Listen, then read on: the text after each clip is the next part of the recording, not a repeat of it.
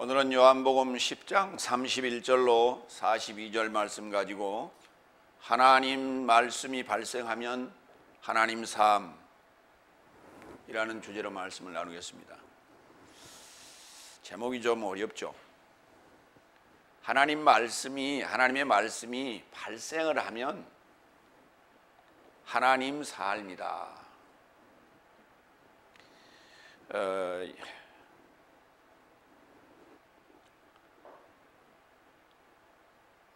요한복음 10장 34절에 보면 내가 너희를 신이라 하였노라 또는 신들이라 했다.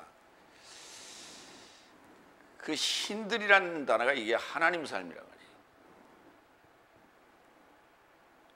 해요. 데오이라는 단어, 그 데우스의 복수죠. 여기서는 목적격 복수 형태로 쓰였어요. 데우스라고 이렇게 써 있어요. 이게 지금 이해가 잘 안 되는, 그리고 설명도 잘 안 된 부분입니다. 오늘 하나님들이라는 이 데오이, 데우스, 이 개념이 무슨 말씀인가? 구약에서 언급한 그 말씀과 또 신약적 개념으로는 우리는 어떻게 이해를 할 것인가라는 것에 대해서 살펴보는 귀한 시간이 되기를 바랍니다. 첫 번째로 요한복음 10장 31절로 34절, 네 삶의 법 안에 네 삶을 하나님 삶이라 기록되었다. 네 삶의 법이라는 게 지금 다섯째 날에 속해 있는 그 법, 그들이 가지고 있는 법, 율법이라고 하죠. 율이 그게 법이라는 뜻이에요.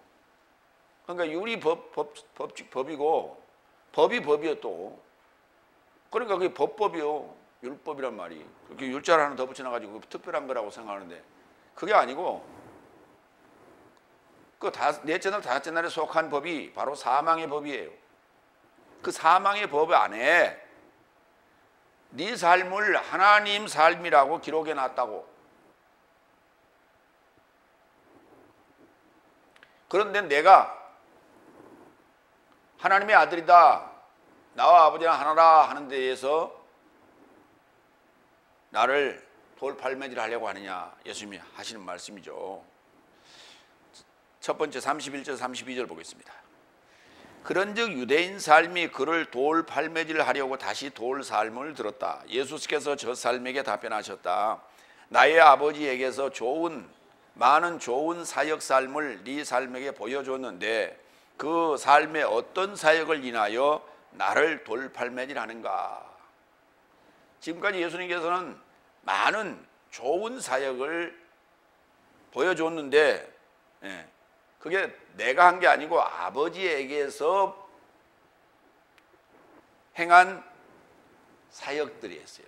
그 좋은 사역 중에서 어떤 사역을 인해서 나를 돌팔매질하려는가? 라고 지금 묻는 거예요. 여기 지금 다시 돌 삶을 들었다고 그랬어요.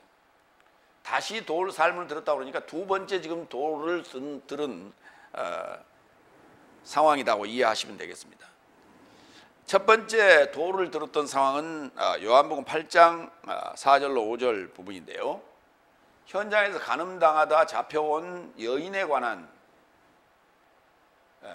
그 모세의 법에 돌로 치라 했는데 어찌할까요? 이 대목이었죠. 보겠습니다. 그에게 말한다. 선생님, 이 여자는 간음당하는 현장에서 붙잡히게 된 것입니다. 그래서 모세는 법 안에서 내 삶에게 이런 삶을 돌팔매질 받도록 명하였다. 그런즉 당신은 무엇을 말하겠습니까? 무엇이라고 말하겠습니까? 예수님께서 이제 구풀이와 땅에 손가락으로 글을 썼죠. 그랬더니 그들이 그러면서 하는 얘기가 죄 없는 자가 돌로 치라 했더니 그러니까 돌로 치라는 얘기가 돌팔매질 하라는 얘기예요. 그랬더니 다들 돌을 내려놓고 다 도망갔다. 근데 갑자기 돌이 어디가 있어서 그렇게 많이 주워왔어요? 들판의 상황도 아니고 오늘도 마찬가지예요. 지금 어디서 지금 돌을 주워왔냐는 거예요. 그 밖에 일부러 죄인들을 돌로 치기 위하여 돌 무더기를 쌓아놨나요? 그래서 필요할 때마다 가서 그 돌을 주워다가 그 돌로 치는가요? 그러면 그 돌에는 살점이 묻어 있기도 하고 또는 피가 묻어 있기도 하고 그럴 거 아니에요.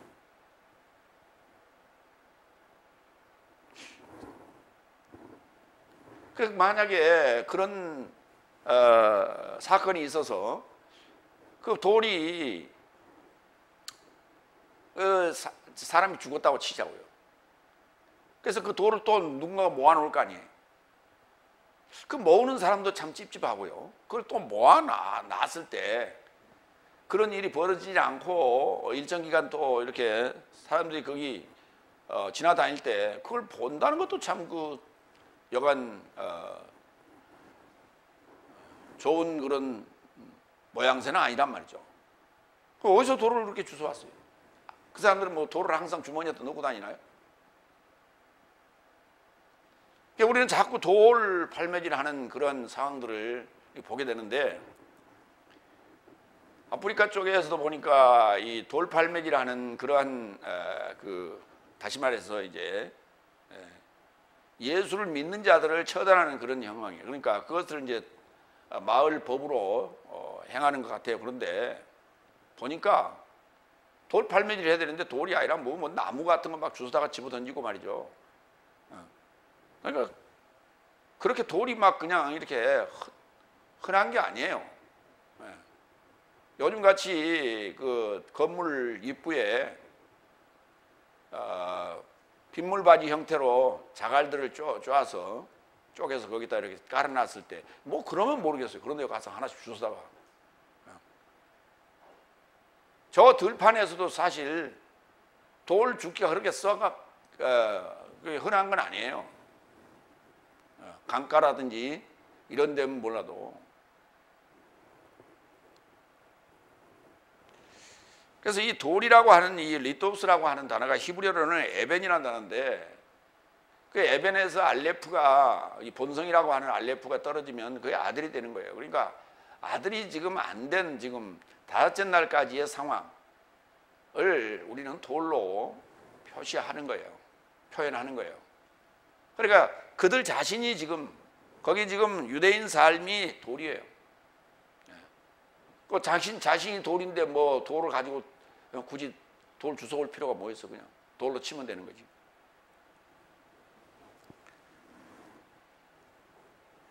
여기 지금 좋은 사역이라고 하는 단어예요. 선한 사역이 아닙니다. 좋은 사역이에요. 칼로스라는 단어예요.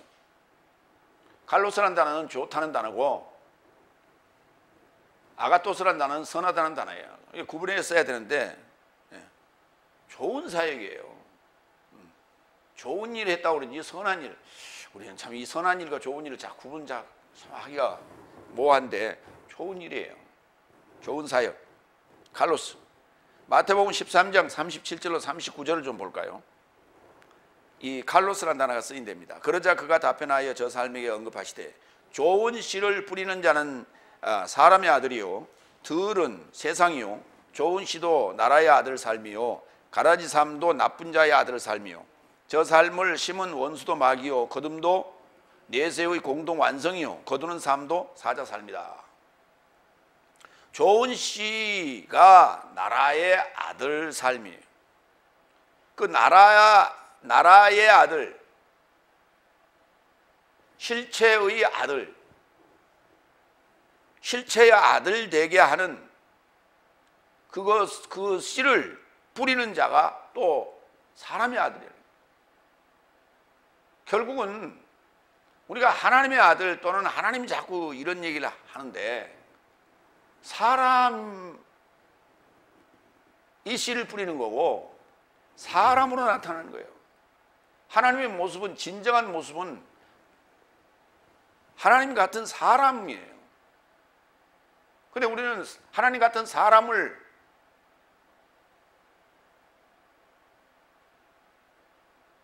원치 아니하고 능력자 사람을 원해요. 능력자 사람. 목회자의 덕목 중에는 3가지 덕목을 지켜라 그랬어요. 근데 그 덕목 중에 이거는 조심하라는 금기의 사항이 있는데 3가지가 뭐냐? 명예, 여자, 돈입니다. 어제 보니까 추정 60분인가요? 거기에 지난번에도 한번 나왔던 신길동에 있는 모 교회의 목사, 원로 목사죠. 지금은 그분에 대한 문제 제기를 1차 했었는데 그게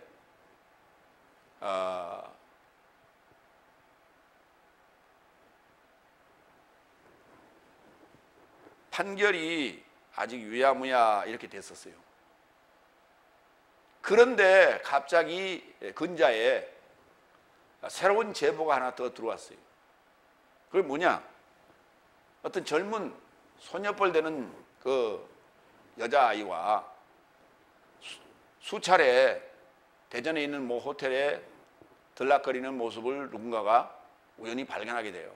그래서 그것을 촬영해서 그거를 제보했던 것이죠. 이 사실이 교회에 알려지자 교회 안에서 난리가 났어요. 그리고 여태 질질 끌던 판결이 3년형으로 떨어졌다고 하는 그런 내용의 방송 내용이었어요. 그런데 그 사람은 이 3가지를 다 금기사항을 범한 아주 못된 사역자였어요. 귀신을 쫓아낸다라고 하는 그 기이한 능력 하나를 가지고 자기의 명예를 높였어요. 그리고 목회를 성공적으로 완수를 했어요. 그러고 나서 자녀에게 아들에게까지 넘겨줬는데 그 명예가 그를 완전히 불명예로 만들었어요. 그리고 수차례 나는 교회에서 돈을 받지 않는다. 나는 사립을 받지 않는다. 하면서 엄청난 돈을 받아서 이렇게 저렇게 받아서 챙기고 교회에서 돈을 안 받는다고 그러니까 성도들이 생일날이라도 특별한 날 특별헌금을 해서 개인에게 줬어요. 그러면서도 교회에서 5천만 원 이상의 돈을 받아가서 수십억을 가지고 있다가 그것도 교회에서 또 필요하다고 해서 또 교회한테 빌려주고 고리대금을 뜯어내는 이런 아주 못된 그 상인의 행동을 했어요.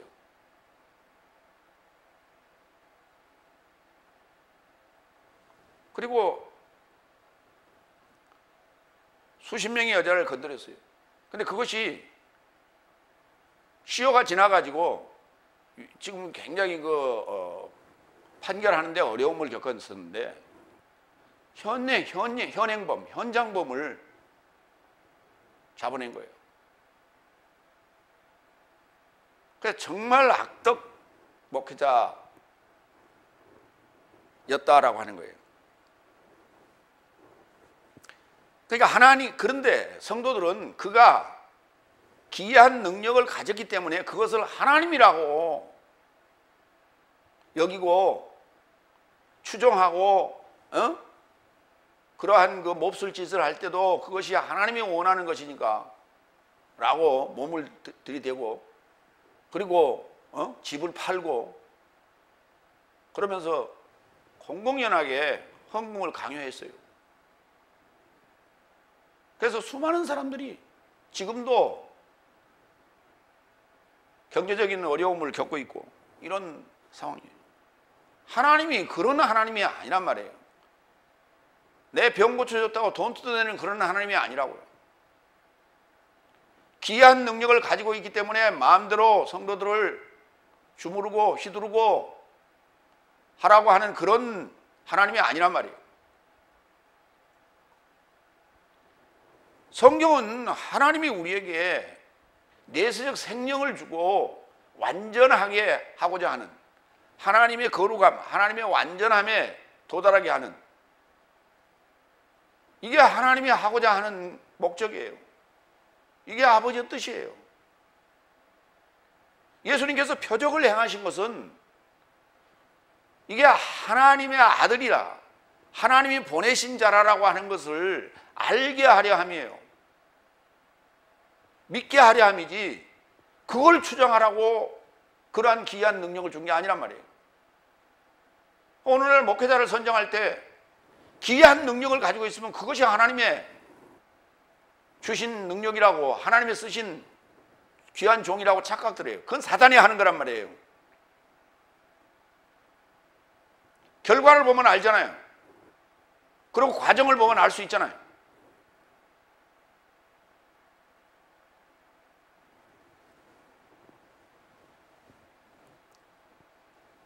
근데 그걸 구분을 못해.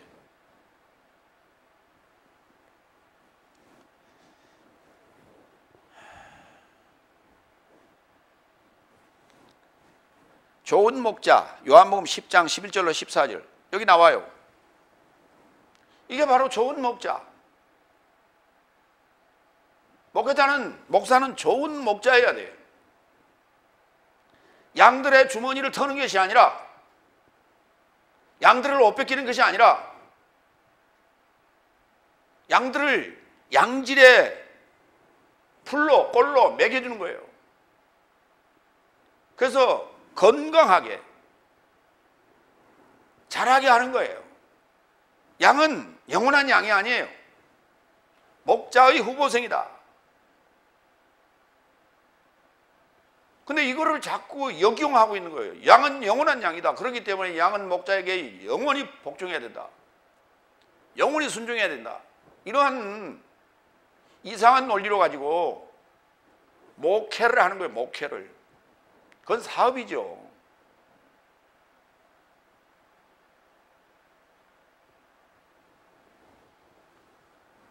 탤런트나 축구 선수 같은 그런 유명한 그 선수들이 엄청난 돈을 받는다는 거예요.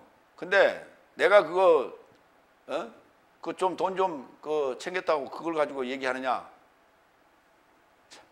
그럼 뭐하러 목회를 해? 그리고 자기 입으로 그런 얘기를 왜 해? 나는 절대 교회에서 돈 받은 적 없다고. 그게요, 최근에 한 얘기가 아닙니다. 베레아 아카데미라고 하는 곳에서 수차례 매회 다 녹음돼 있어요. 테이프에. 그래서 자기 입으로 얘기했어요. 우리는 수차례 세무 사찰을 받았단 말이에요. 사찰을, 교회 재물을 외부에 요청을 해가지고 그거를 검토했다 이거예요. 감사를 받았다 이거예요. 외부 감사를. 근데 이런 한 장 틀린 적이 없고 이런 한 장 내가 받은 적이 없다고 그렇게 수차례 장담하고 많은 교인들 앞에서, 교인들만이 문제가 아니에요. 많은 목회자들이 그 베레아 아카데미에 참석하고 교육받은 사람들이 다 그렇게 알고 있어요. 그래서 수많은 사람들이 그를 추앙했어요. 근데 새빨간 거짓말이었어요. 그러니까 어떤 거기서 사역했던 목사가 하는 얘기가 그러더라고요. 그러면 축구선수 하지 그러더라고. 그 키 가지고는 축구선수 못해. 사업적인 마인드로 시작한 거예요, 목회를. 목회 자체를 사업적인 마인드로 시작한 거예요. 목회는 사업이 아니란 말이에요. 목양이란 말이에요. 좋은 목자는 목양하는 자지 목회하는 자가 아니란 말이에요.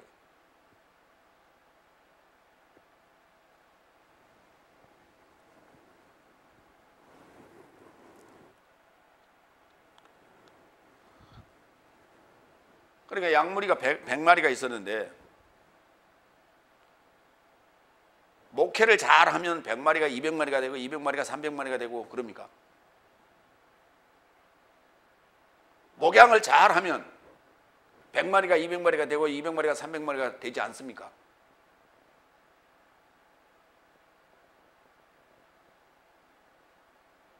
양질의 양이 탄생하는 게 중요한 거지. 숫자만 많으면 뭐해?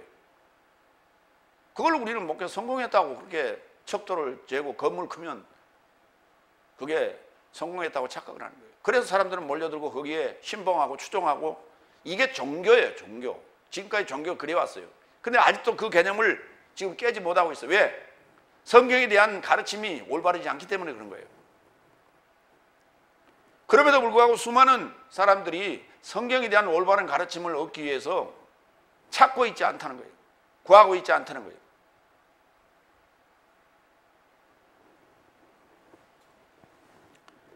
요한복음 10장 11절로 14절. 나는 좋은 목자라.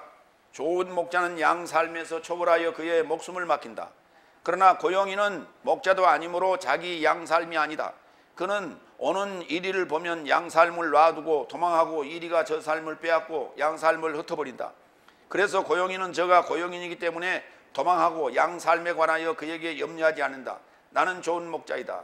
나도 양 삶을 알고 내 양 삶에 의해 내가 알려진다. 여기서 우리가 착각할 수 있는 게 하나 있어요. 교회를 개척해서 초대 담임 목사는 좋은 목자고 2대나 3대에 청빙된 목사는 고용인 목사가 아니란 말이에요. 그걸 그렇게 착각하면 안 돼. 그러니까 내가 교회를 개척해서 내가 교회를 이만큼 부게놨으니까 내가 마음대로 써도 돼. 이거는 좋은 목자가 아니라 나쁜 목자예요. 그 자가 고용인이라고. 그게 고용자, 사꾼의 마인드지 그게 어떻게 좋은 목자예요. 또 어떤 양반, 내가 지난번에도 얘기했지만은 자기는 자기 와서 재정적인 문제 한번 다 뒤져봐라 이거야. 왜? 우리 교회는 내가 이렇게 각서를 전부 다 성도들한테 받아놨대. 뭐라고? 내가 교회 안에서 들어온 모든 헌금에 대해서는 내가 알아서 쓸 테니까 거기에 대해서 타치하지 말아라. 이렇게. 그건 나쁜 목자예요. 좋은 목자가 아닌 거예요. 청빙해 들어온, 만약에 2대나 3대 청빙에 들어온 목회자가 그렇게 얘기할 수 있어요? 그렇게 못하죠, 당연히. 그렇다고 그가 고용인이 아니란 말이에요. 그는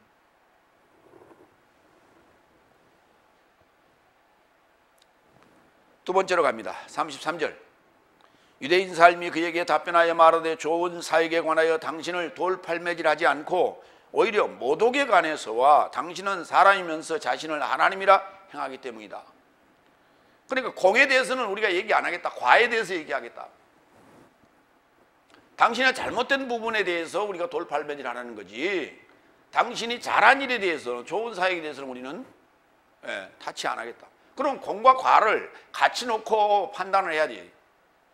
근데 공에 대해서는 노 타치, 그건 놔두고 과에 대해서만 얘기하자.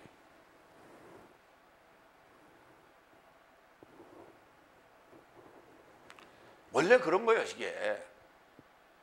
원래 다 잘하다가 한 번 잘못하면 그는 그 공이 다 사라지는 거예요, 원래.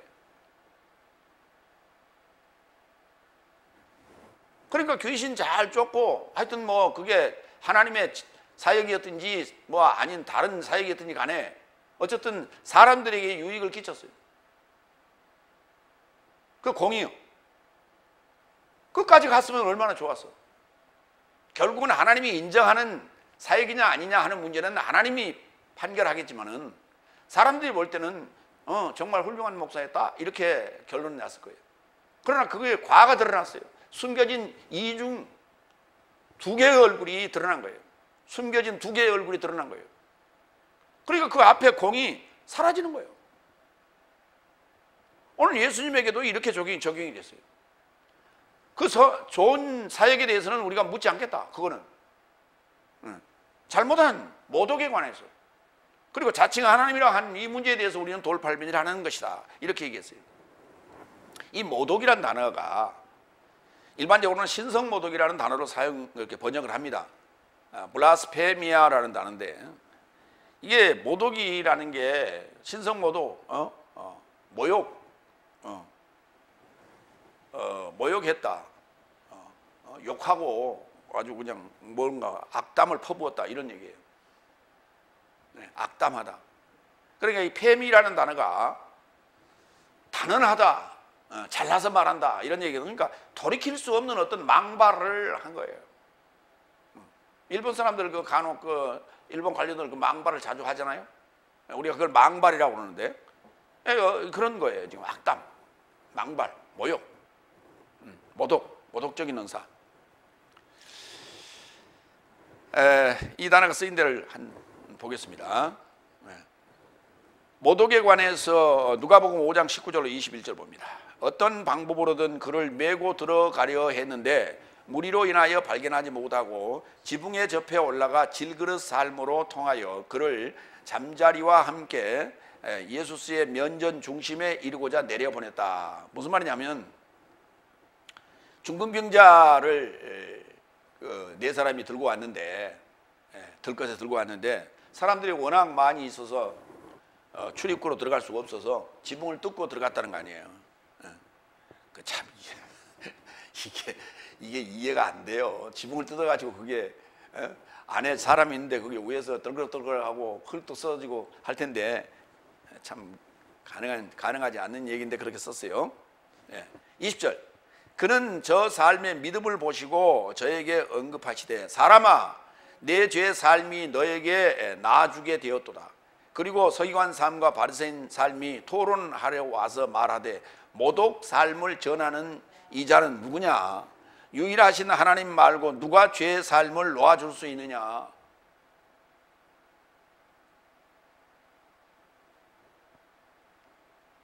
저쪽에 대전에 있다 지금 서울 쪽으로 지금 올라왔다는데 죄사함의 법칙, 죄사함의 법칙. 요한복음 8장 가지고 늘 얘기해. 죄를 사해 주려면요 하나님밖에 없다니까요. 죄를 사해 줄 수 있는 자는, 죄로부터 놓이게 할 수 있는 자는 하나님밖에 없어요.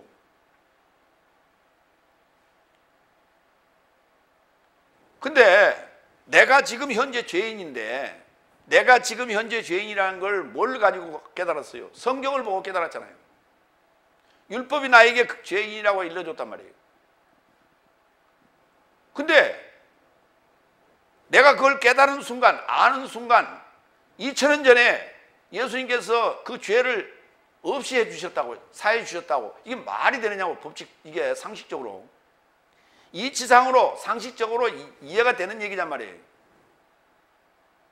내가 지금 죄인인 걸 깨달았으면은 그때부터 이 죄를 사해달라고 또는 이 죄로부터 놓아주라고 지금부터 기도를 해서 누군가가 와서 나의 죄에서 놓아주셔야 될 거 아니에요. 근데 그가 누구냐? 하나님이 오셔야 된단 말이에요. 하나님이 직접 올 수가 없으니까 아들이라고 하는 하나님의 아들을 보낸 거예요. 그게 누구냐? 사람이에요. 사람이 와서 죄로부터 놓아주는 거예요. 사해주는 게 아니에요. 내가 내 죄를 사하노라 이런 개념이 아니라니까요. 아피엠이 놔주는 거예요. 그럼 놔준다는 얘기는 무슨 말이에요? 어떤 그 과정 속에서 이걸 진행해 나가는 거예요. 그러니까 너 죄를 사해 주노라 라고 하는 얘기는요, 사면이라고 그래요. 그걸 보고 사면. 사면권은 누가 가지고 있느냐? 최고 통치자가 갖고 있어요. 우리나라로 얘기하면 대통령이 그 사면권을 갖고 있어요. 그런데 하나님의 방법은 옥에 있는 죄인을 사면해 주는 것은 그런 방식으로 하는 게 아니에요. 사면할 명단에 사인함으로써 옥에 있는 자가 죄를 면하고 옥에서 나올 수 있는 그렇게 된 그런 법칙을 쓰지 않았단 말이에요. 어떤 법칙이냐? 친히 그 옥에 오셔서 나는 맡길 권세도 있고 취할 권세도 있으니 나를 믿어라 라고 요구하는 거예요. 그래서 나랑 같이 죽자. 그러면 내가 3일 후에 살아날 거니까 너도 함께 3일 후에 너도 살아날 것이다. 그러면 너도 완전해질 것이다 이거예요. 그러니까 우리는 이 법칙을 믿고 하나 되고 완전해지는 거예요. 믿어야 하나 되고 완전해지는 거예요. 내가 믿나이다 하면 그러면 함께 죽자. 오늘 나와 결합하여 낙원에 있을 것이다 이렇게 얘기하는 거예요. 예수님께서 오늘 나와 결합하여 메타 하나 되는 거예요. 메타. 그래서 낙원에 있을 것이다. 내일 모레. 오늘은 현재예요. 낙원에 있을 것이다. 미래예요.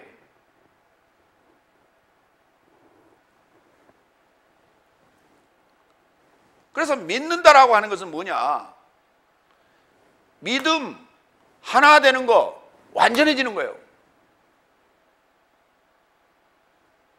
근데 믿습니다. 2000년 전에 예수님께서 나의 죄를 다 십자가에서 해결했습니다. 믿고 있어 지금. 근데 어떻게 주님과 하나 돼요? 십자가에서 함께 죽어야 하나 되는 거라니까. 그리고 함께 살아나는 거예요. 그게 하나 되는 거라고. 근데 십자가에서 죽은 죽음의 흔적이 없는데 어떻게 하나가 되고 어떻게 완전해지냐고. 완전해진다는 건 죽어가지고 천국 가는 얘기가 아니란 말이에요. 일곱째 날 들어가는 거예요. 안식에 들어가는 거예요. 근데 이 법칙을 안 가르치고 있어요. 이 법칙을 안 가르치고 사기치고 있는 거예요. 지금 현재 교회들이 지금 다같이 날 교회가. 당신은 2000년 전에 예수님께서 다 십자가에서 우리의 죄를 다 해결해 버렸기 때문에 믿기만 하면 끝. 그러면 이제부터는 즐기면 돼. 이제부터는 감사에 맨날 헌금만 갖다 대면 돼. 헌신하면 돼. 이거 가르치고 앉았어요. 그러면서 돈 뜯어내는 거예요.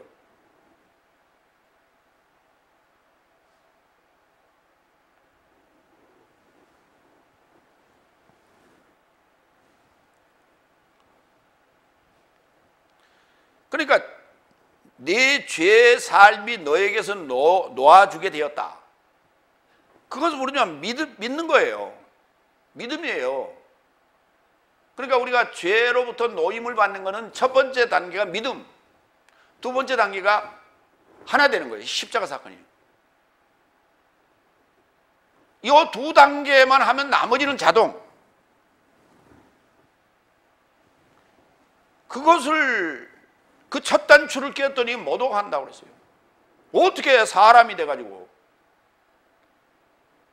죄로부터 놓아주겠더라고 하는 이 발언을 할 수 있느냐래요. 이게 악담이다라는 거예요. 악담.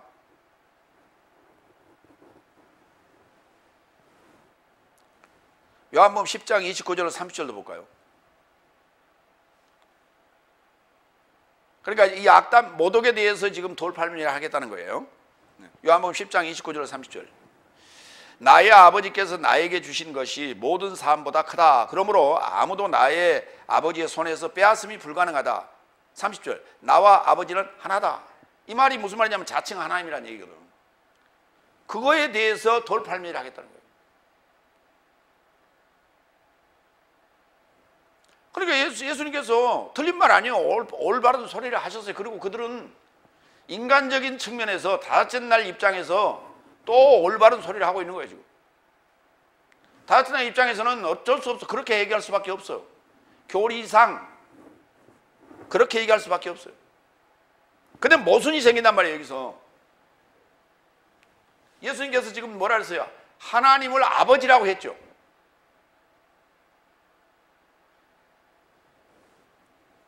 근데 오늘 지금 칼빈 교리가 뭐라고 하냐면 칼빈주의 아래에서 지금 신앙생활을 하고 있는 모든 교인들은 하나님을 아버지라고 불러요. 그러면 하나님의 아들이에요. 그렇죠? 그 하나님의 아들이란 말은 하나님과 하나 됐다는 얘기예요. 그걸 하나님의 아들이라고 그러는데, 그런데 뭐라고 하냐면 인간은 피조물이기 때문에 영원히 하나님이 될 수 없다는 거예요. 이게 무슨 덩어리예요? 조금 진전이 됐어. 지금으로부터 2000년 전보다는 조금 진전이 됐는데 역시 무슨 덩어리예요? 이 모순 덩어리 속에 살면서 본인들은 또 저기 어디 또 하나님이 하나 나타났대 또 이러고 앉았어요. 자기가 하나님을 아버지라고 그러면 지가 하나님인데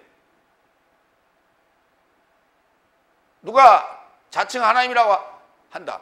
누가 자칭 하나님이라고 하는 자는 뭐예요? 어떤 귀한 능력을 가지고 있다는 거예요.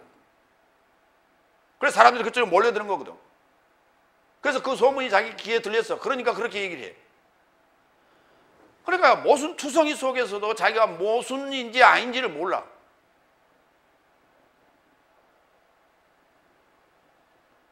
왜? 맞춰보지 않았기 때문에. 두 개를 갖다 맞춰봐야, 대조를 해봐야, 비교를 해봐야 모순이라는 걸 알 수 있어. 모순이란 말은 무슨 말이냐면 이런 거예요. 창을 파는 사람이 있었는데 이렇게 얘기했어요. 이 창은 못 뚫는 방패가 없습니다. 그랬단 말이에요.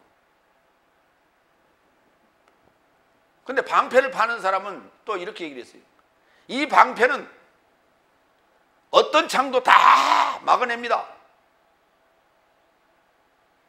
그러니까 창 파는 사람 얘기 들어보면 그럴듯해. 방패 파는 사람 얘기 들어보면 그럴듯해. 각자 얘기 따로따로 들으면 그럴듯해.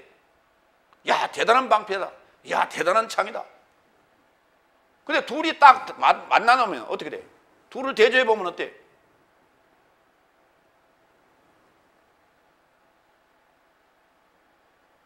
이 창은 뚫어야 되잖아. 근데 이 방패는 그걸 막는데 그 말이 안 되는 소리지. 우리가 옳고 그름에 대한 걸 분별하고 점검할 때는 항상 이쪽도 가보고 저쪽도 가보고 대조해서 같이 놓고 그걸 대조해 봐야 돼. 근데 전혀 귀찮다고 안 해요. 대조해 보지 않아요. 비교해 보지 않아요.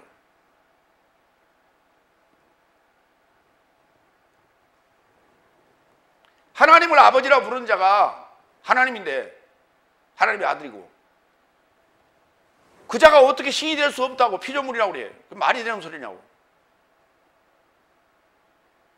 그 둘 자체가 모순인데 이거를 따로따로 놓고 얘기한다니까. 따로따로 놓고 얘기하니까 그럴듯해. 자기가 지금 모순 속에 살고 있다는 걸 몰라요. 지금 사람들.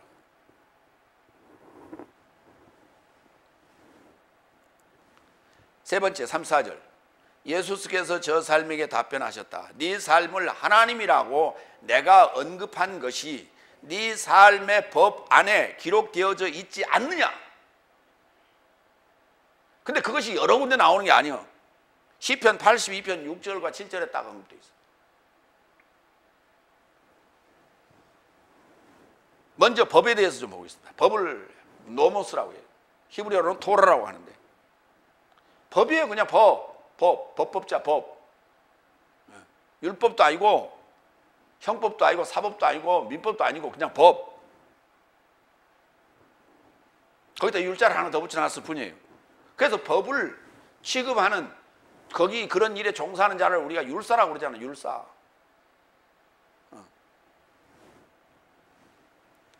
누가복음 16장 16절로 17절 봅니다. 법과 예언자 삶은 요한네스까지요.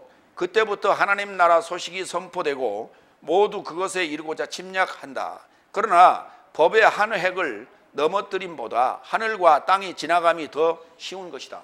그러니까 법은 결코 없어지지 않는다는 거예요. 법은 없어지지 않는 거예요. 법은 채워지는 거예요.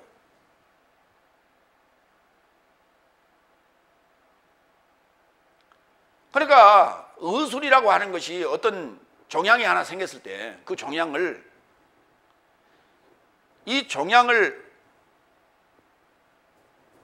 긁어내야 돼요. 종양이 스스로 녹게 만들어야 돼요. 그러면 근원부터 시작해서 뿌리까지 이게 더 녹아서 다 빠져나오면 그 안에는 뻥 하고 구멍이 뚫리게 돼 있어요.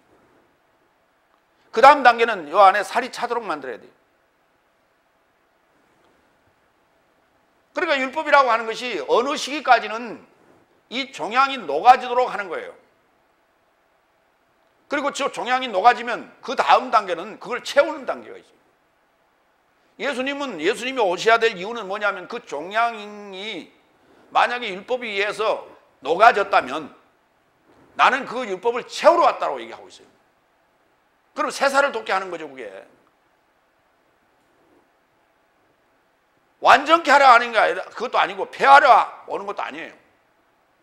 근데 어떻게 성경을 봤는지 예수님께서 십자가에서 율법을 폐했다고 그렇게 말하는 거짓말장이들이 있어. 예수님 율법을 폐한 적 없어요. 율법은 사망의 법인데 나를 정죄하는 법이에요. 그래서 죄가 너가지고 쫄아들고 내 자신이 하나님 앞에 정말 꿇어 엎드리게끔 만드는 거예요. 그게 사망의 법이에요. 나를 정죄해서 사형 언도를 주는 거예요. 그게 사망의 법이에요. 예수님은 생명의 성령의 법으로서 나를 죄와 사망의 법에서 해방시키는 거예요. 그래서 예수님이 뭐랬어요? 나는 법을 채우러 왔노라 그런 거예요. 세살을 채워내야죠. 세수는 세부대에 담아야죠. 이게 채우는 일이에요. 법의 한 획을 넘어뜨리는 것이 하늘과 땅이 지나가는 것보다 더 어렵다는 거예요. 그러니까 하늘과 땅이 지나가는 게 더 쉽다는 얘기예요. 하늘과 땅이 지나간다는 얘기는 무슨 말이에요? 세월 지나간다는 얘기예요. 세월 지나간다고.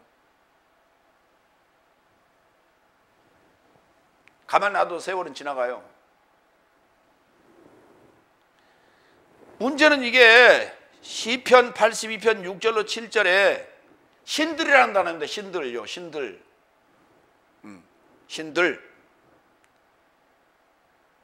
창세기 1장 1절에도 요 엘로힘이라는 단어가 등장해요. 요 신들이라는 단어가 복수예요. 그런데 왜 거기는 하나님이라고 번역을 했어요? 그리고 시편 82편 6절에 또는 6절과 7절에 여기는 왜 신들이라고 번역했어요? 똑같은 단어인데. 엘로힘이라는 단어가 어때는 하나님이 됐다고, 어때는 신들이 됐다고 그래요.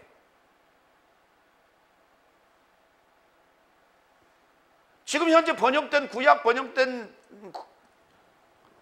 구약 성경 중에 가장 잘못 번역해 놓은 단어가 바로 이 엘로힘이라는 단어예요. 이것 때문에 문제가 지금 생겼어요.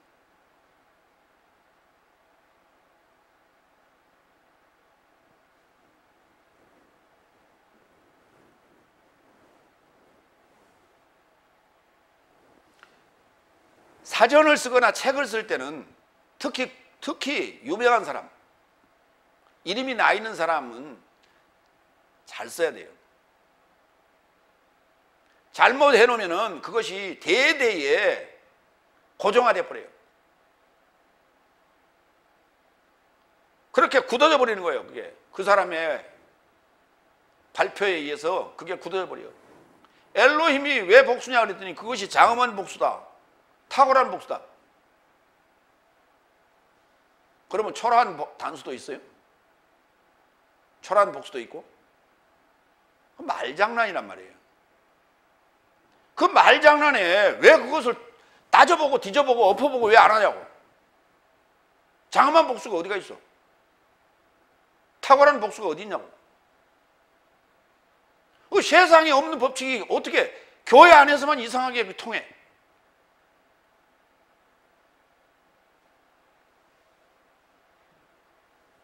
복수에 대해서 연구할 생각은 추호도 안 하고 있어. 안다고 하는 것이 바로 죄에 있다고 예수님께서 말씀하셨어요.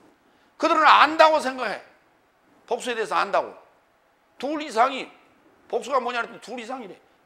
그러면 쌍수는 몇 개요? 둘. 그럼 둘 이상은 둘을 포함해? 포함 안 해? 포함하지 당연히. 그러면 세 대 이상이라고 그래야 맞지. 둘이 있으니까. 쌍수가 있으니까. 이 기본적인 것도 따져보지를 않고 무조건 맹목적으로 단순 무식하게 그죠?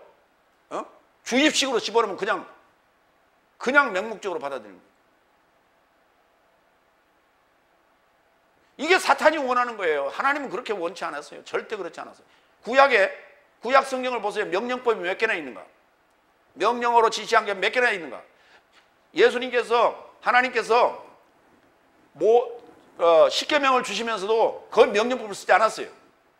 근데 번역은 전부 명령으로 해놨어요. 뭐 하지 말라, 뭐 하지 말라, 뭐 하지 말라. 명령법이 아니에요. 하나님은 우리에게 명령 잘 안 해요. 명령이라고 하는 건 화급할 때, 위급할 때 하는 게 명령인 거예요. 평상시에 뭔가를 지시하는데 왜 명령을 합니까? 이렇게 이렇게 하라, 이렇게 하세요 라고 하는 거지. 사탄이나 하는 짓이에요. 그게 명령이라는 것은 주로.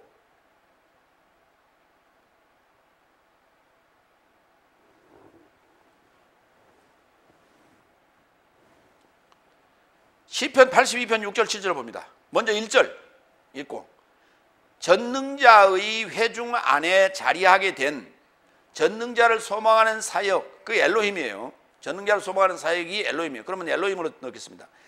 전능자의 회중 안에 자리하게 된 엘로힘의 중심 안에서 그가 판결하신다. 누가? 그는 누구예요? 전능자 엘이죠. 여기 전능자는 엘이에요. 단수예요. 그리고 엘로힘은 전능자를 소망하는 사역이라고 제가 풀이했는데 이거는 복수예요. 그러니까 전능자인 엘이 회중 안에 자리하고 있는 그 엘로힘의 중심 안에서 판결하신다고. 6절, 내가 말하기를 너희는 엘로힘 신들이라 그랬어요. 내가 말하기를 너희는 신들 엘로힘이라고 다 모두 지존자의 아들이라 하였으나 너희는 범인같이 죽으며 방백같이 넘어지리로다. 왜? 지존자의 아들같이 살지 아니하고 엘로힘같이 살지 않아요. 엘로힘같이 어떻게 사는데? 전능자를 소망하는 사역을 해야 된다니까. 전능자를 소망하는 사역으로 주신 것을 해야 돼. 그래야 다음 단계로 진행되는 거예요. 근데 안 해. 불법을 행한단 말이에요. 명령의 지시에 따르지 않는단 말이에요. 법대로 하지 않는단 말이죠.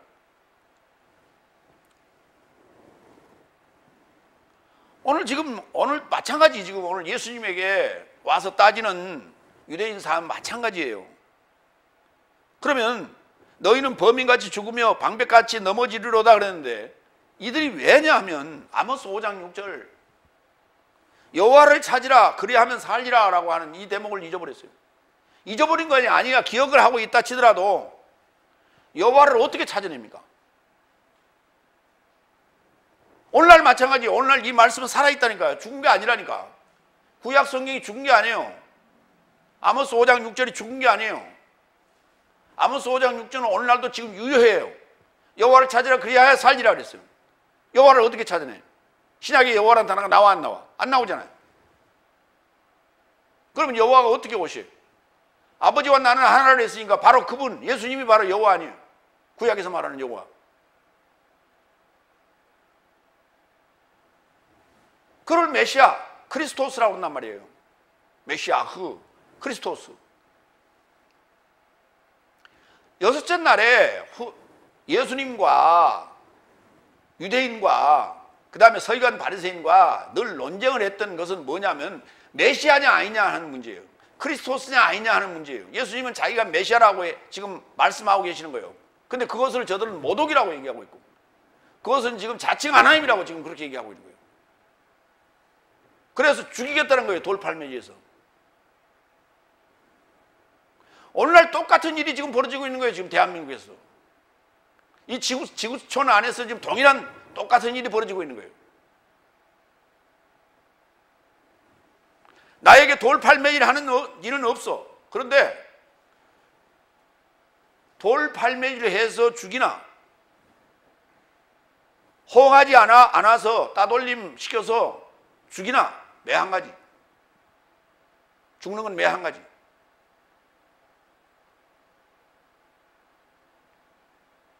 지금 현재 나는 돌팔매질 당하고 있는 거죠. 따돌림 당하고 있는 거죠.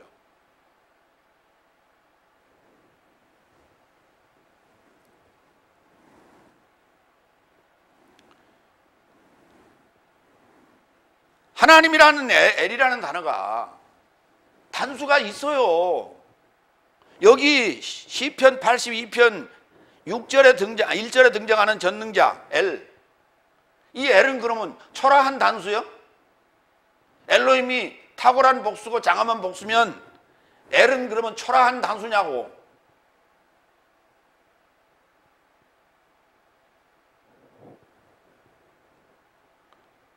그걸 공부라고 했다고 떠들고 있어.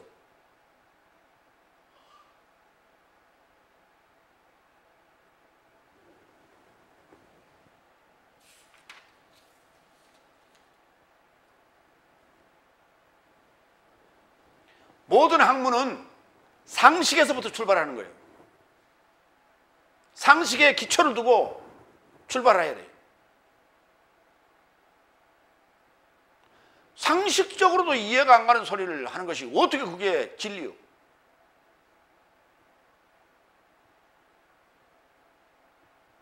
상식을 초월하는 것하고 상식을 벗어나는 것하고는 틀려요.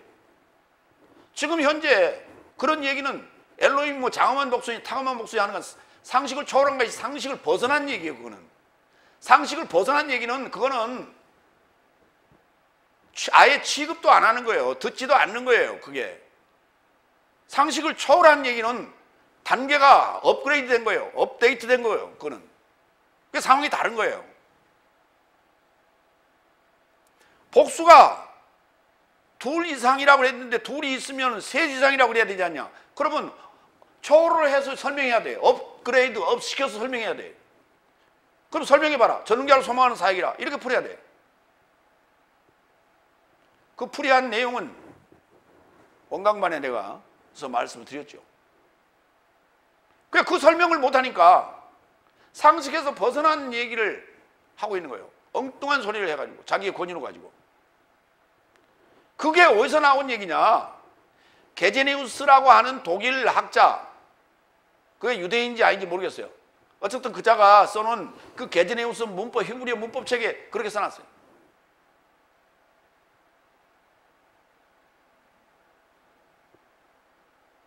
그래서 그 자가 그렇게 써놨으니까 그 이후에 학자들은 그걸 토대로 해가지고 다 베끼고 앉았어요. 히브리 문법책을. 어느 한 사람이 그거에 대해서 반박을 하거나 얘기한 자가 하나도 없어.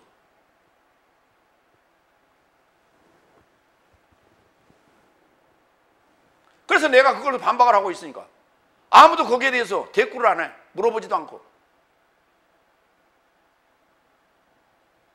왜? 자기들의 지금 과오가, 자기들의 실수가 다 드러나니까 묻지도 않고 관심도 안 가지고 전혀 수수방관하고 외면해.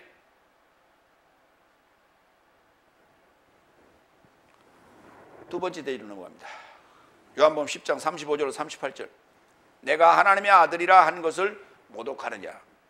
계속 이어집니다. 네 번째 35절 36절. 하나님의 말씀이 저 삶을 향하여 발생하였으니 저 삶을 하나님 삶이라 언급하였다. 그리고 성경은 풀려짐이 불가능하다. 아버지께서 저를 거룩하게 하여 세상에 이르고자 보내셨는데 네 삶은 내가 하나님의 아들이라고 언급하는 것을 모독한다고 말하느냐. 그러니까 예수님께서 지금 저들의 그 질문에 대해서 답변을 하시는 거예요. 왜 시편 82편 6절에 내가 말하기를 너희는 신들이다 엘로힘이라 이렇게 말했느냐에 대한 설명이에요. 설명하는 거예요. 그러니까 시편 82편 6절에 대한 해설이 설명이 요한복음 10장 35절이에요. 하나님의 말씀이 저 삶을 향하여 바로 너희라고 하는 유대인들을 향하여 발생하였으니 저 삶을 하나님 삶이라 언급했다고. 이 발생하다라는 단어가 기노마이라는 동사예요. 헬라어로. 발생하다가 뭐냐? 발생하다. 그렇게 기록을 해놨는데 그것이 성경에서는 풀려짐이 불가능하다고. 누가 그걸 허물 수가 없다는 말이에요. 리오, 허물 수가 없다고. 이거는 성경에 기록된 내용은 아무도 허물 자가 없어.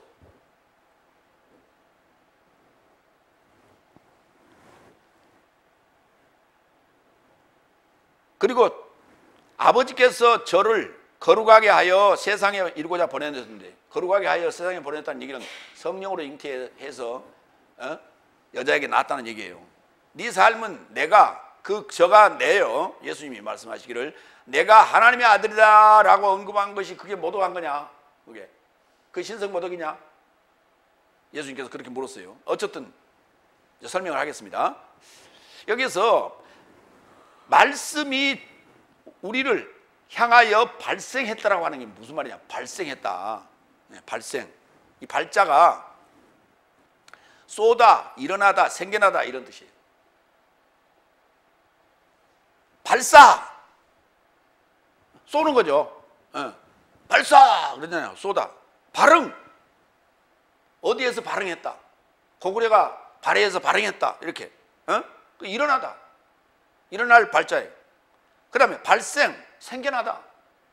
그러니까 말씀이 네 삶을 향하여 뭔가 생겨났어요. 생겨났어. 작동하기 시작했다. 발파, 파괴가 발생했다. 발매, 판매가 발생됐다. 그 다음에 발견, 찾아냈다. 발전, 뭔가 나아간다 앞으로. 그 다음에 전기가 발생했다 해도 발전이라는 뜻이죠. 그 다음에 발기인, 뭔가 어떤 일을 시작하는 단체의 그 시작하는 사람들을 발기인 그러잖아요. 발자예요. 이 단어가. 발생. 생겨났다고. 말씀이 너 삶을 향해서, 내 삶을 향하여 생겨났다고. 살아났다고. 움직여 살아났어. 나를 살려냈다고. 근데 이게 뭐 되다라고 번역이 났었다. 되다가 아니요. 되다가 아니요. 되다는 하다의 수동태요. 하다, doing. 그게 수동태라고. 그거의 수동태. 그게 되다요. 발생하는 거요. 생겨나는 거예요. 생겨나. 말씀이 생겨나. 살아나. 살아났다고.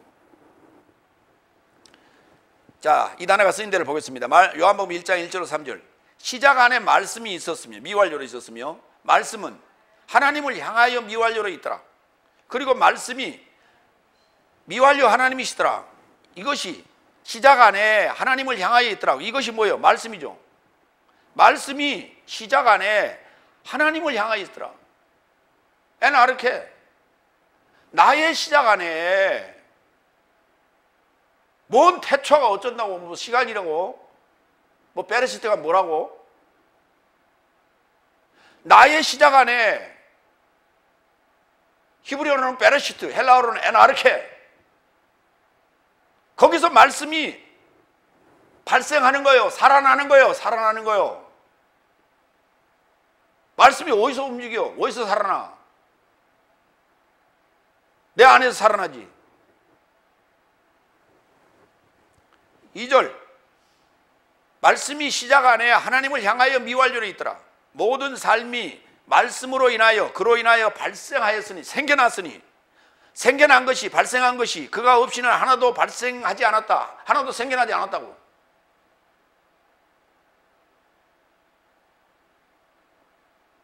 말씀이 있게 한 거예요. 말씀이 뭐예요? 지식이지. 이 세상 모든 만물이 다 지식으로 지금 형성되어 있어. 요거 뭐예요? 요 강대상 이거 뭐예요? C라고 C. 탄소 덩어리. 요즘 여러분들이 뉴스에 그 탄소 섬유라는 말 들어보셨죠? C가 탄소거든. 탄소를, 다이아몬드도 탄소예요. C를 가공을 어떻게 하면요, 그게 쇠 중에서는 가장 강력한 쇠보다 더 강한 탄성을 가진 거예요. 그걸 탄소 섬유라고 불러요. 그 탄소 섬유를 가지고 이걸 쏴놓으면, 덮어놓으면 가볍기가 이럴 데가 없고 강하기가 이럴 데가 없어요. 이 기술을 가진 나라가 미국하고 일본하고 독일밖에 없어요. 근데 수소차에 그게 들어가. 그 탄소 섬유가 필요한 거예요. 모든 차량들, 비행기라든지 이런 데 다 들어가는 거예요. 그게 가벼우니까. 근데 그 기술이 대한민국에서 그걸 발견한 거예요. 그래서 그걸 짜는, 이게 그 탄소 섬유를 가지고 짜는 거예요. 이렇게 덮어가는 요 기술도. 예. 그 뭐 동영상에서 여러분 뭐 많이 올라 있어요. 그런 예. 그 우리나라에서 그게 이미 발견돼 가지고 시제품이 현재 지금 나오고 있어요. 그러니까 네 번째 나라가 된 거예요. 탄소 섬유를 만들고 적용할 수 있는 나라가. 이게 다 지식이에요. 다 지식.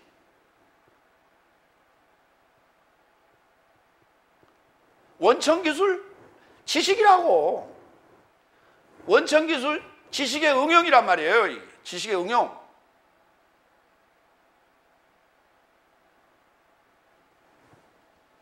세슘?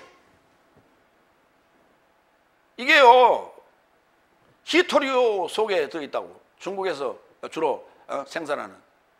그래서 중국에서 공급 안 하면 못 하는 거예요. 셀레늄이라지. 세슘이 아니지. 세슘은 그 방사능이고. 셀레늄. 그런데 우리나라 기술자들이 전혀 다른 방법으로 이걸 발견해냈어요. 지금 생산하고 있어. 바닷물에서 추출했어요. 바닷물이 얼마나 많아? 지구상에 넘쳐나는 게 바닷물 아니에요. 바닷물이 니꺼 내꺼 따로 있어요? 갖다 쓰면 되는 거지. 무진장한, 그리고 공해가 별로 없는 그러한 방법으로 그걸 생산해낼 수 있도록 만들었어요. 이게 지식이라고. 하나님을 아는 거 지식이에요. 말씀이 지식이에요. 지식이 시작 안에서, 나의 시작 안에서 발생했다고, 생겨났다고.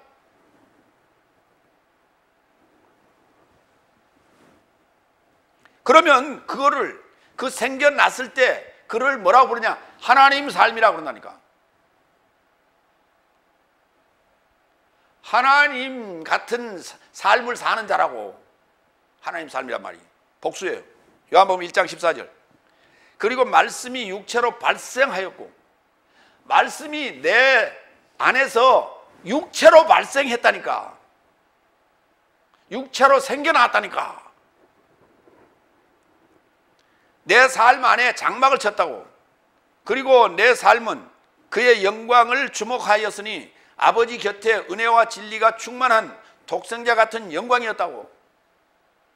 그 육체로 생겨나서 나타난 그 영광이 아버지의 영광이에요. 그게 독생자라고. 예수님의 탄생이라고. 어디서? 내 안에서 말씀이라는 씨가 떨어져서 내 안에서 생겨난 거예요. 육체가 생겨난 거예요.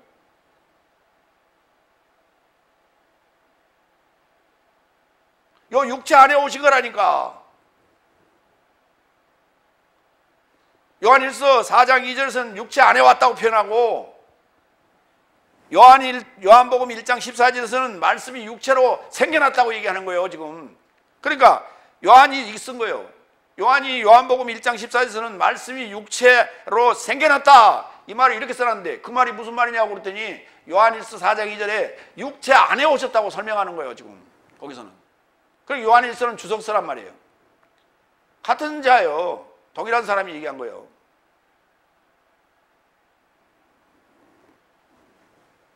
그러면 요한복음 1장 14절은 1장 1절부터 연장선상에서 이렇게 쓰다 보니까 이렇게 쓴 거예요.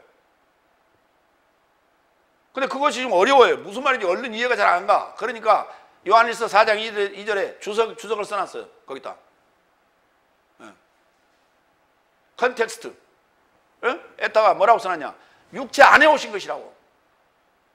이게 하나님의 영이다. 이래놨어요. 요한복음 1장 16절로 18절도 봅니다. 그리고 내 살 모두는 그의 충만에게서 은혜 대신 은혜를 취하였더라. 은혜 대신 은혜를 취한 거예요. 우리 개혁성경은 이 부분 뭐라 해놨어요?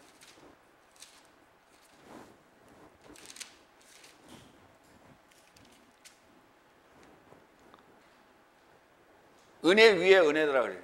은혜 위에다 은혜를 준 게 아니고요. 은혜 대신 은혜를 준 거예요. 어?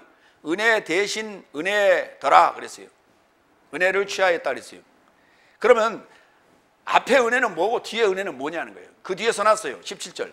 법은 모시스로 인하여 주어졌고, 이게 은혜예요. 죄의 법 아래 있는 자에게 사망의 법이 온 게 은혜요. 그게 사망의 법 아래 두기 위하여 애굽에서 끄집어내잖아요. 그게 출애굽 아니에요. 그게 은혜가 아니고 뭐예요? 그런데 나보고 끄집어내놓고 죄인이래. 형 언도가 뭐냐 그랬더니 사형이래요. 그럼 지금 왜 사형 안 시키세요? 그랬더니 나중에. 그리고 거기다 집어넣고 있는 거예요. 그래도 그게 은혜라고 지금 춤추고 살고 있잖아요. 지금 다섯째 날, 넷째 날 교인들이.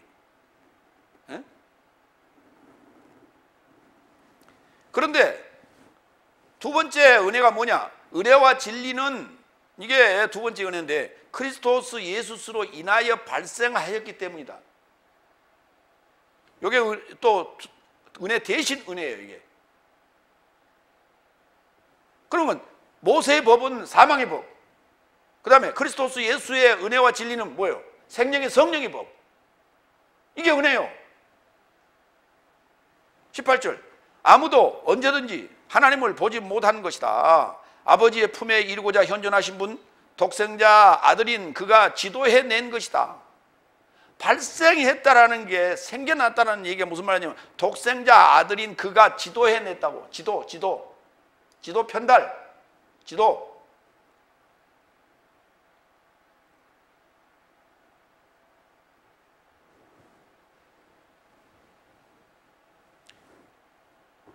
근데 그게 모독이에요?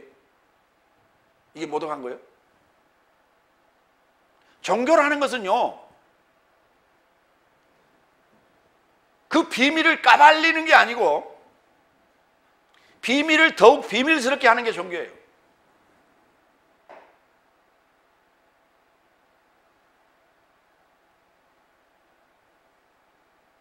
불교를 보세요. 이슬람교를 보세요. 무슨 말인지도 몰라. 무조건 외워야 돼. 주문해야 돼. 어? 티베트 불교, 티베트 쪽에 그 사람들 보세요. 어? 할머니들이 맨날 이렇게 돌리고 있죠. 어? 이걸 시계 방향으로 돌리면 안 돼요. 반대 방향으로 돌려야 돼요. 어? 시계 방향으로 돌리는 거 아니라 반대 방향으로 돌려. 시계 방향으로 돌린다는 게 무슨 세월이 가는 거죠. 반대로 돌리면 세월을 거슬리는 거나. 어? 돌리는 게 그래서 나는 막 돌린 줄 알았더니 거꾸로 돌리더라고. 그러면서 무슨 기도를 하십니까? 그랬더니 세상 모든 백성들, 지구상에 있는 모든 백성들을 위해서 기도한대. 좋지, 좋은 얘기지.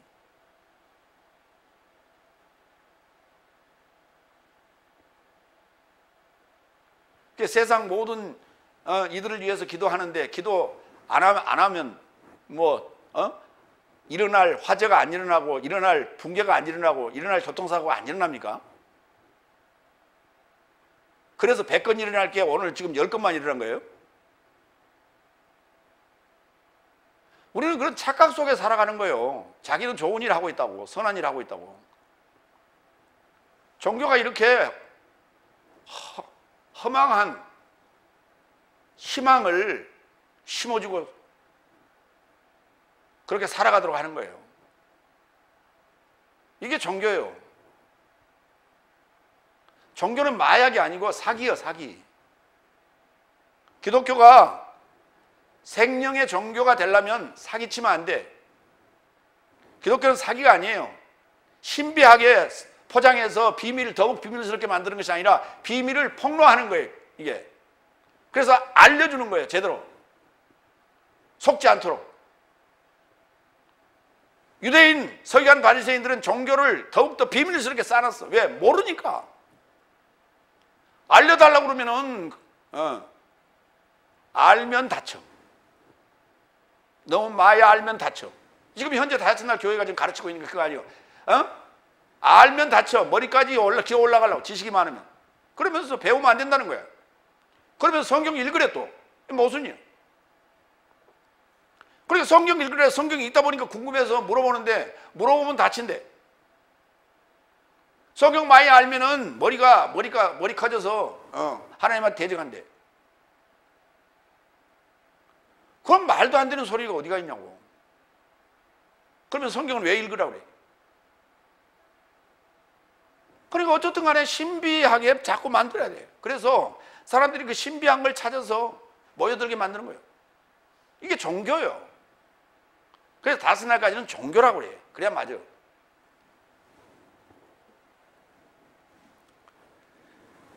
성경은 풀려짐이 불가능하다고요. 풀어짐이라고 써놓으면요, 풀어진다는 말은 무슨 말이에요? 비밀이 풀어지는 거 아니에요. 네, 그래서 풀려진다. 풀려짐이 불가능하다. 누군가 풀 수가 없다고. 허물어버리는 거예요. 지금 푼다는 얘기는 허물어버린다. 보자기를 푼다. 이렇게 푼다. 그런 얘기예요. 리오라는 단어가. 그냥 무효화시키는 그런 거예요. 요한복음 7장 23절. 모세수의 법이 풀려지지 않게 하려고 사람이 안식 안에서 할례를 취하고 있거든. 내가 안식 안에서 온전히 사람을 건강케 행하였기 때문에 네 삶이 나에게 노여워하느냐. 예수님께서 하신 말씀이에요. 너희는 모세수의 법이 풀려지지 않게 하려고 안식일 날 할례를 행하고 있지 않냐. 모세의 법을 지키려고 안식일에도 할례를 행하고 있지 않느냐. 그런데 내가 사람을 건강하게 하는데 그것이 내가 율법을 법하는 것이냐. 그래서 나한테 지금 너희들이 화내고 지금 진노하고 그러는 거냐. 예수님께서 그런 말씀하시는 거예요. 그러니까 종교라는 것은 율법을 어떤 지키고, 율법이라는 게 족쇄예요. 그걸로 가지고 사람들을 휘어잡고 얽어매고 꼼짝 못하게 만드는 거예요.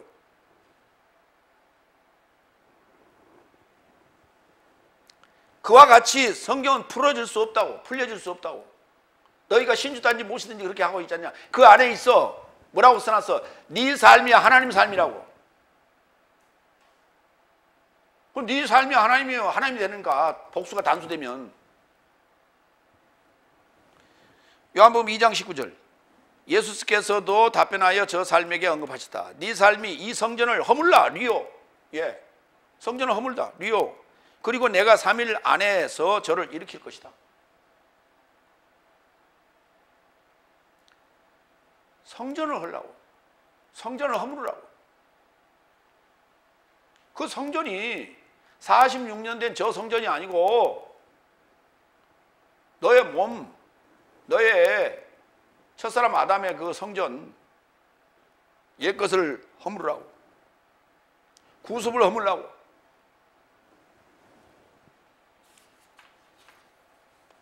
거룩하게 하여 세상에 보내셨는데, 성경을 잉태했다는 얘기예요. 예. 내가 하나님의 아들이라는 것을 네 삶은 모독이라고 하느냐? 예수님께서 그랬어요. 그러니까 내가 하나님이다 그 말이요. 지금 참 이거 설명하기가 어렵고 표현하기가 굉장히 어려운 지금 말이에요. 이 비밀이에요. 그러니까 성령으로 잉태하여 여자에게 낳았다는 얘기가 내가 하나님의 아들이라는 얘기예요. 내가 하나님이라고 말이에요. 하나님의 아들이란 말이야. 하나님이란 얘기예요. 그러면 왜 하나님의 아들이라는 얘기를 했느냐? 상속자라는 의미거든요. 상속을 받을 자. 그런데 우리를 형제라 했죠. 그러니까 동일한 표현을 우리 입장에서 쓴 거예요. 예수님 자신을. 그래서 아버지라고 내가 부르지 않냐. 그러니까 너도 아버지라고 불러라. 그러면 나와 너희는 형제가 되는 것이다. 내가 아버지와 하나 하니까 너희도 아버지와 하나요. 그 하나 되는 방법, 십자가에서 죽는 거다. 그리고 부활하는 거다. 이거 가르쳐줬어요. 다 가르쳐줬어요.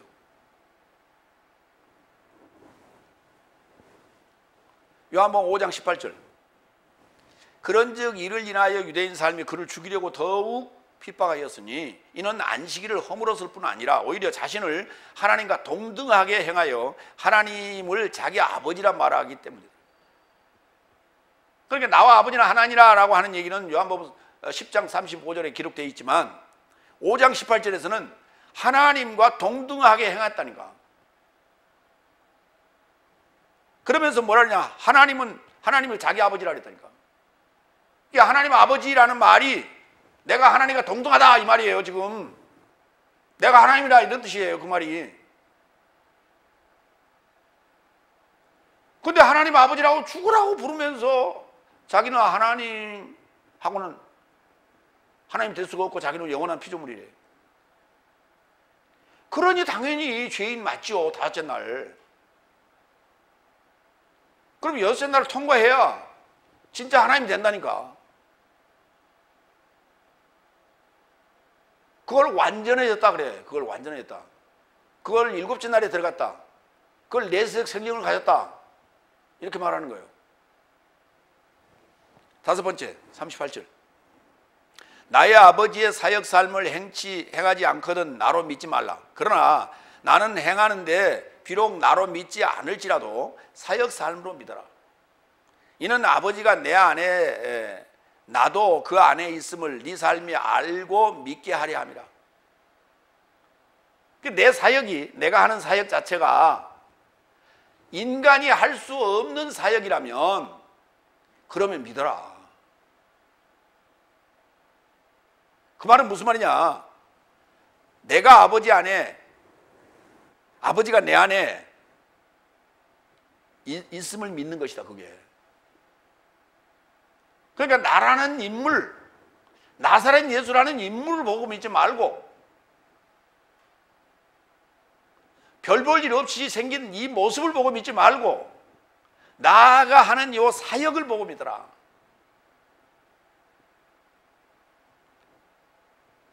예수님도 하나님도 나를 외모로 취하지 아니하고 중심을 보신다 그랬어요.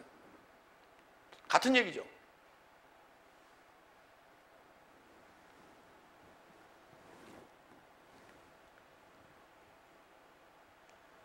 요한복음 5장 36절로 38절 봅니다.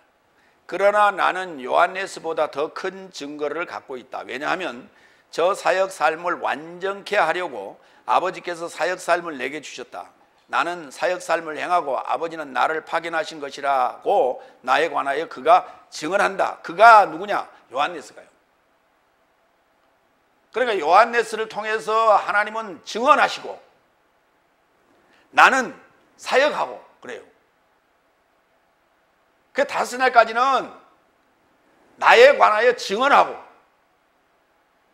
여섯째 날 예수님은 사역하고 그래서 그 사역을 통해서 입증하는 거예요. 그 증언을 입증하는 거예요. 그러면 증언이란 게 뭐냐면 결국은 예언이죠. 다섯 날까지. 그래서 그 구약 성경이라고 하는 요 전부가 예언서인데 이 예언서가 요한네스까지라고요. 그러니까 요한네스까지 예언은 끝. 그 다음에 예수님은 그거에 대한 입증하는 사역. 그럼 그 사역을 보고 믿으라는 얘기예요. 인물을 보고 믿지 말고 내가 하는 요 사역을 보고 믿으라는 말이에요. 37절. 그리고 나를 보내신 아버지가 친히 나에 관하여 증언하신 것이다.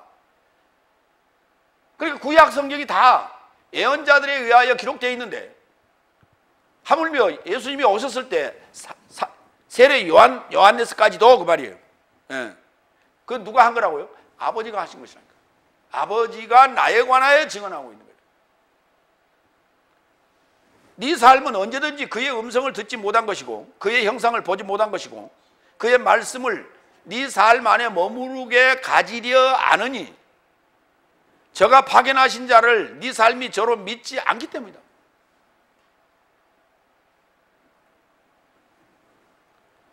구약 성경이 네 안에 머물러 있지 않아요.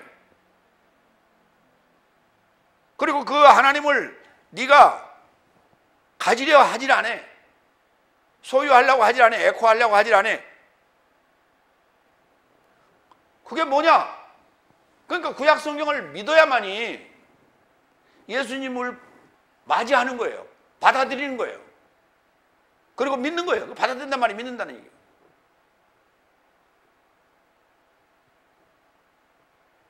그 나라는 요 인물을 보고 믿는 것이 아니라 요 입에서 나오는 하나님의 말씀의 해설을 믿는 거예요. 해설을 보고 그것이 맞다고 생각하면 믿는 거예요.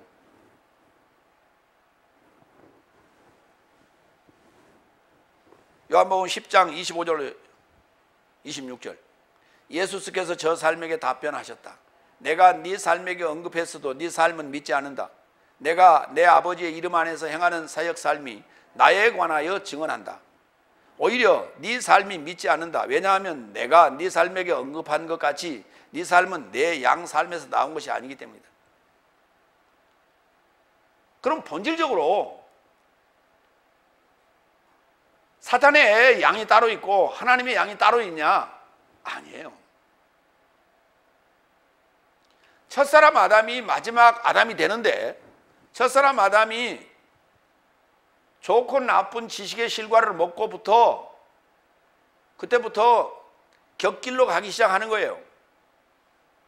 그러면 다섯째 날, 넷째 날, 다섯째 날에 주어진 사망의 법을 받고 제대로 판결을 받아서 사형 언도를 받고 자기가 죄인이라는 걸 깨달았다면 메시아를 기다려야죠. 그리고 찾아야죠. 그 메시아를 기다리고 메시아를 찾는 자는 하나님의 주님의 양이 될 수 있고요. 그걸 아직 아니라고. 나는 율법을 잘 지켰으니까 나는 선생이라고. 나는 율법사라고. 서기관 바리새인이라고. 나는 종교인이라고. 이렇게 떠드는 이들은 주님의 양 삶이 아니라고요. 양이 아니라고. 사단의 양이라고. 그러니까 양이 본질적으로 염소와 양이 구분되어 있는 게 아니라고요. 이 염소 짓을 하는 거냐 양짓을 하는 거냐예요. 왜?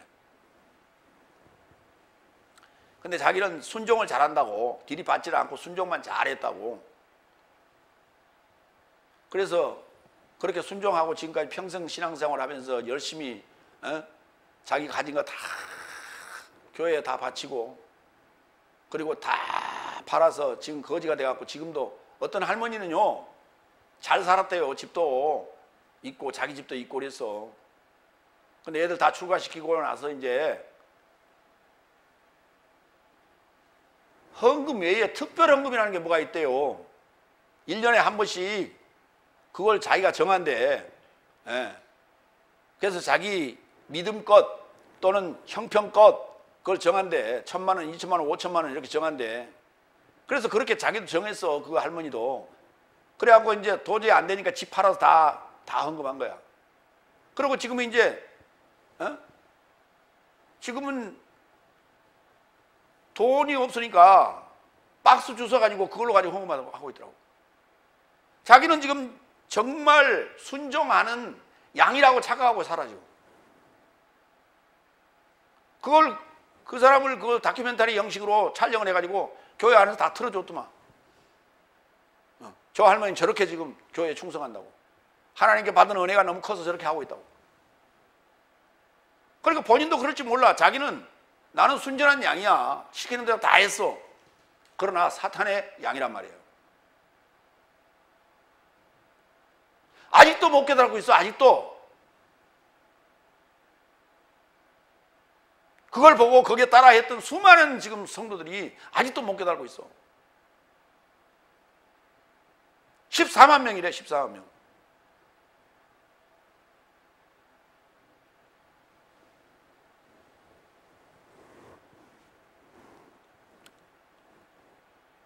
이는 아버지가 내 안에 그가 내 안에 있음을 알고 믿게 하려 함이라.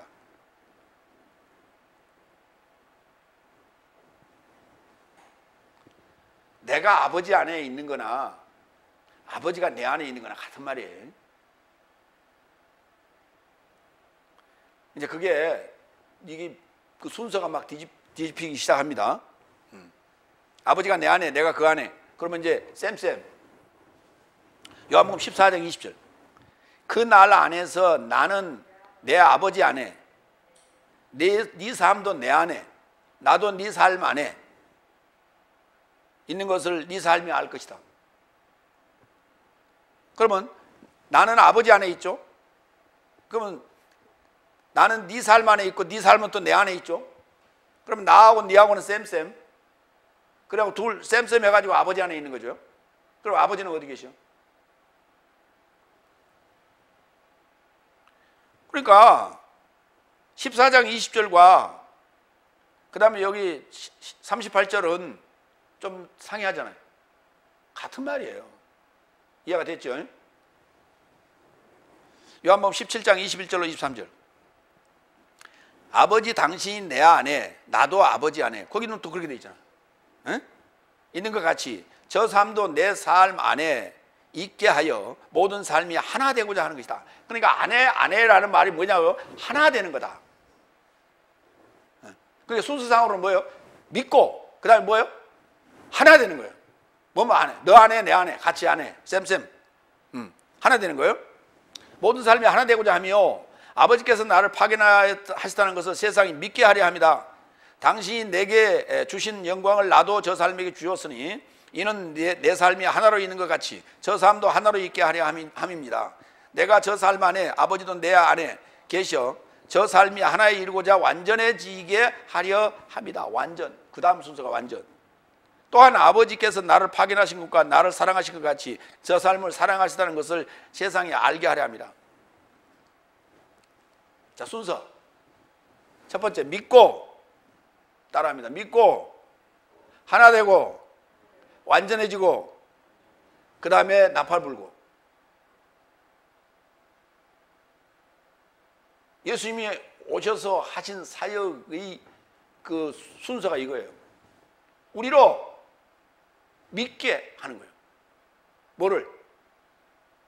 율법을 채우고 그리고 완전해지는 거다. 내세적 생명을 가지는 거다. 그래서 믿고 주님과 함께 십자가에 죽고 하나 되고 그리고 성천했다가 오시면은 완전히 하나 되고 그 다음에 일곱째 날에 들어가는 거예요. 성령을 받고 완전해지는 거예요. 오순절 성령 받고 완전해지는 거예요. 이걸 우리가 임재라고 그런단 말이에요. 그러고 나서 사랑이라는 것을 알리는 거다. 나팔 부는 거예요. 복음 전하는 거예요. 이게 나라의 복음 전하는 거예요.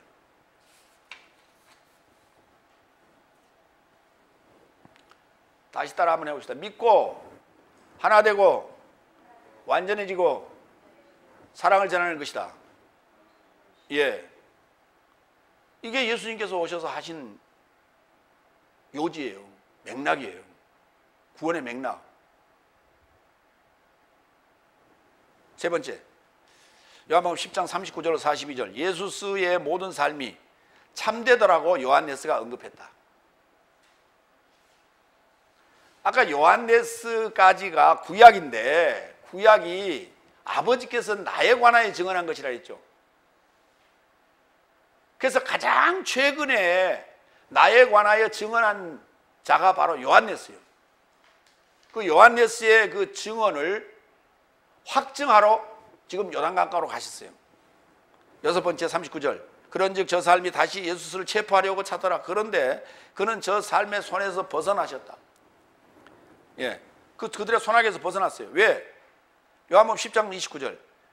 나의 아버지께서 나에게 주신 것이 모든 삶보다 크다. 그리고 아무도 나의 아버지의 손에서 빼앗음이 불가능하다.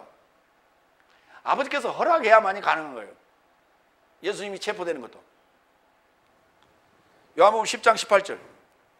아무도 나로부터 이것을 빼앗지 못한다. 오히려 내가 자신으로부터 이것을 맡긴다. 나는 이것을 맡길 권세를 갖고 있고 이것을 다시 취할 권세도 갖고 있다. 그게 뭐예요? 목숨이죠.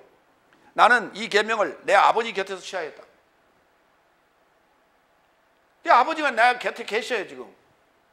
네, 함께. 그래서 아버지가 허락해야. 그래서 예수님께서 겟세마네 동산에서 이 잔을 내게서 지나가게 할 수 없다면 제가 마시겠습니다 그러잖아요.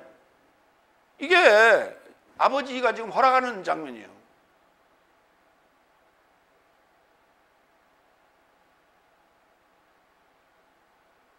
그거는 시간이 과정이 있기 때문에 그 과정에 따라서 이 정해진 프로세스예요. 이게 내가 때가 됐습니다라고 그걸 말할 수 없어. 아버지가 그 때를 정하신다고. 그 때와 기간에 대해서는 내가 알 수가 없어요. 아버지가 정하는 거예요.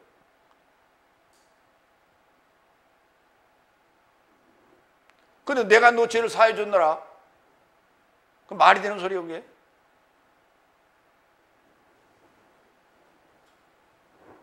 요즘도 그런 자가 있단 말이에요. 응? 뭐 9월에 커트라인 해가지고 속죄의 비밀 해가지고 다시 할 데 없는 소리예요. 근데 그러기에 사람들은 넘어간다고. 7번째 40절 42절. 그리고 다시 요단강 건너편 요한네스가 처음 세례 베풀던 장소에 이르고자 떠나셨고 거기서 머무셨다. 그리고 많은 삶이 그를 향해 왔고 요한네스는 아무런 표적도 행하지 않았으나 요한네스가 이 자에 관하여 모든 삶이 참되더라고 언급하더라. 요한네스의 사역은 오시는 예수님에 대하여 증언해 주는 거예요. 이분은 나보다 능력이 많다. 이분은 자기 타작마당을 정하게 하여 알곡은 곳간에 모으고 쭉저기는 꺼지지 않는 불 속에 넣을 것이다. 그는 성령과 불로서 세례를 베풀 것이다 라고 하는 요 참되다라고 하는 최종적인 발언이에요. 증언이고 예언이고 살아있는 예언이에요. 그게 그 예언자가 예언한 그가 요한네스가 언급한 내 뒤에 오시는 이는 정말 참된 자다라고 하는 것에 대한 그 증언이 지금도 생생하게 귀에 쟁쟁하게 지금 들려오고 있다라고 하는 그 요단강가의 사람들의 증언이란 말이에요. 거기에 예수님이 또 나타나시는 거예요. 그래서 거기서 함께 머무시고 계시는 거예요. 그래서 많은 사람들이 그에 이르고자 믿었다 이렇게 지금 표현하고 있어요. 참된 분이라고요. 참돼야 돼요. 그래서 참된 교회라고 이름을 지어놨더니 지만 참되냐? 니도 그러면 지라 그러면 그렇게. 자기도 참되다고 지면 될 거 아니에요. 그건 내가 특허 얻어놨어요. 여러분 양문교회란 말 많이 들어보셨죠? 그건 누가 특허 얻어놓은 게 아니라니까. 누구나 지면 돼. 참된 교회 많아요. 지금 부천에도 있고 저기 해외에도 있고. 갖다 쓰면 되는 거예요. 왜 못 붙여? 떳떳하지 못하니까 못 붙이는 거예요. 그렇게.